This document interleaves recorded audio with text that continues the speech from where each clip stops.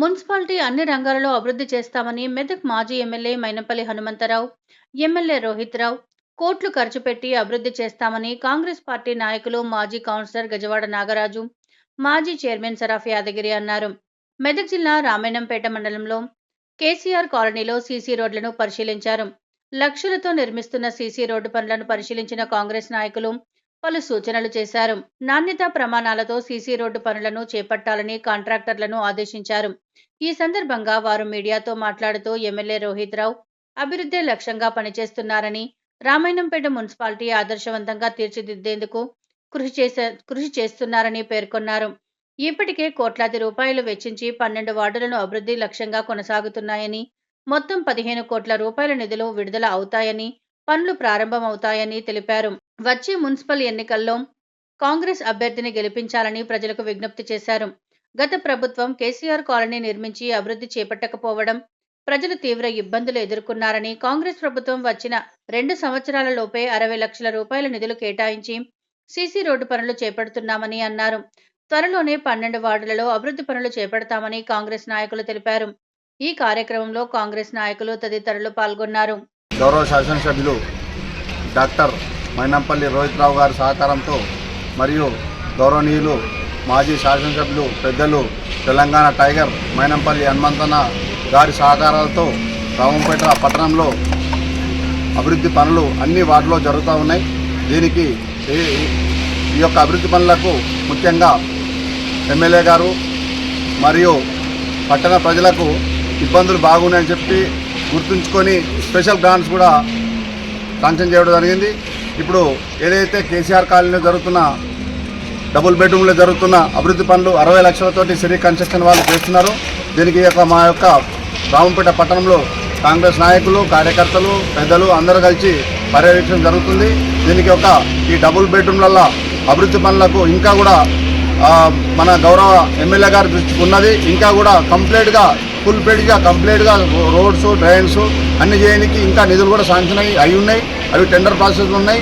మన రామంపేట పట్టణానికి నగరాభివృద్ధిలో భాగంగా 15 కోట్లు శాంక్షన్ అయి ఉన్నాయి. ఆ 15 కోట్ల వర్క్స్ కూడా టెండర్ అయి ఉన్నాయి. ఇప్పుడు ఏదైతే ఎలక్షన్ ఉందో, ఎలక్షన్ కన్నా ముందైనా ఎలక్షన్ తర్వాత ఖచ్చితంగా మాట ఇచ్చిండు అభివృద్ధి చేస్తామని చెప్పి అదే మాట మీద ఉండి అభివృద్ధి పనులకు భారీగా నిధులు చేస్తున్నాడు. మరియు ఏదైతే ఈ పక్కనే మెదక్ కాన్స్టిట్యున్సీకి 200 కోట్ల రూపాయల నిధులతో మన ఇంటిగ్రేటెడ్ స్కూల్ మన శాంక్షన్ బాగా గర్వకారణం మన రామంపేటకు. ఎందుకంటే ఇంత పెద్ద స్కూల్కు మన నాణ్యమైన విద్య మన పిల్లలకు భవిష్యత్తు ఉంటుందని చెప్పి కోరడం జరుగుతుంది. మన యొక్క కాంగ్రెస్ ప్రభుత్వం ప్రజాపాలన స్టార్ట్ అయినాక అంచెలంచెలుగా ఏదైతే హామీలు ఇస్తున్నామో అన్ని నెరవేరుస్తూ వస్తున్నాయి. ఇప్పుడు ఏదైతే మహిళలకు ఉన్నదో ఫ్రీ బస్సు, మరియు ఈరోజు రామంపేట పట్టణంలో 3000 వరకు సర్వీసులకు 0 బిల్ అవుతున్నది.